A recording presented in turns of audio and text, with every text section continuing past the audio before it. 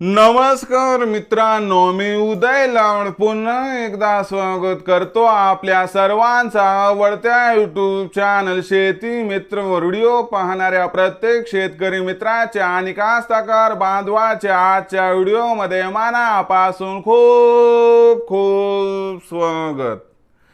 मित्रांनो, thumbnail पाहितलं, title वाचलं होय मित्रांनो, सामान्य कापूस उत्पादक कास्तकार बांधवांचा सर्वात महत्त्वाचा सवाल की आता मे महिन्यात देशांतर्गत बाजारामध्ये 100% वाढणार कापसाचा बाजारभाव, पण किती? होय मित्रांनो, हा सध्याच्या कंडिशनचा सर्वात महत्त्वाचा सवाल आहे की अखेर मे महिन्यात आता देशांतर्गत बाजारामध्ये किती वाढणार कापसाचा बाजारभाव।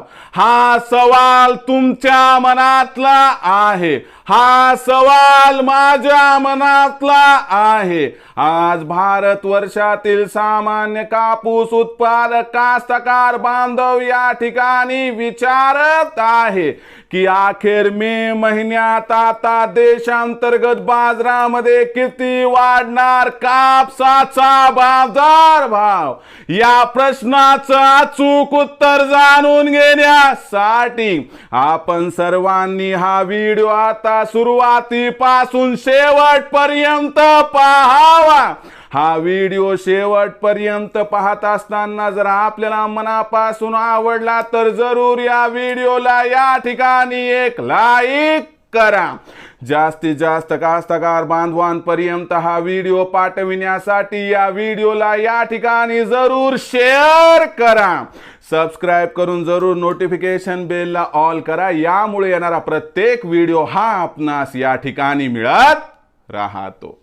तर बघा मित्रांनो, सामान्य कापूस उत्पादक कास्तकार बांधवांचा सर्वात महत्त्वाचा सवाल की अखेर मे महिन्यात आता देशांतर्गत बाजारामध्ये किती वाढणार कापसाचा बाजारभाव।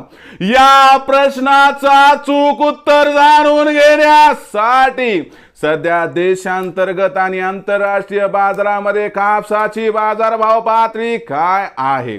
सध्या देशांतर्गत आणि आंतरराष्ट्रीय बाजारामध्ये कापसाची मागणी आणि पुरवठ्याची स्थिती कशी आहे आणि या सर्वांचा परिणाम आता मे महिन्यात देशांतर्गत बाजारामध्ये कापसाच्या भावावरती कसा होणार आणि या परिणामामुळे अखेर मे महिन्यात देशांतर्गत बाजारामध्ये किती वाढणार कापसाचा बाजारभाव, चला समजून घेऊया।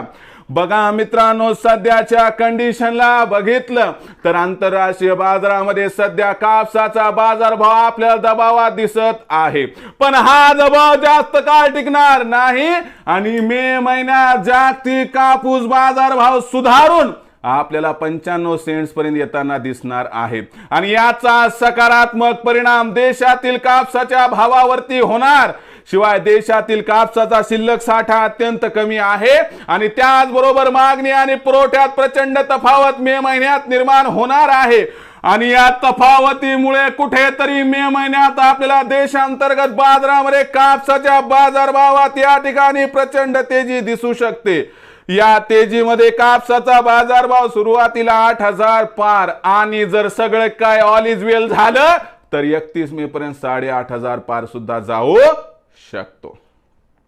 मग अशा परिस्थितीमध्ये कापसाची विक्री करण्याचा विचार करणाऱ्या माझ्या सामान्य कास्तकार बांधवांसाठी माझा एकच सल्ला आहे। बघा मित्रांनो, इथून पुढे आपल्याला कापसाच्या भावात सुधारणा दिसण्याची शक्यता आहे, म्हणून कापसाचा भाव 7,750 ते 8,000च्या दरम्यान मिळाले की 50% कापसाची करा विक्री, उर्वरित 50% कापूस आपण त्यानंतरच्या तेजीसाठी रोखून टप्प्याटप्प्याने कापसाची विक्री केली तर आपला होईल 100% फायदा।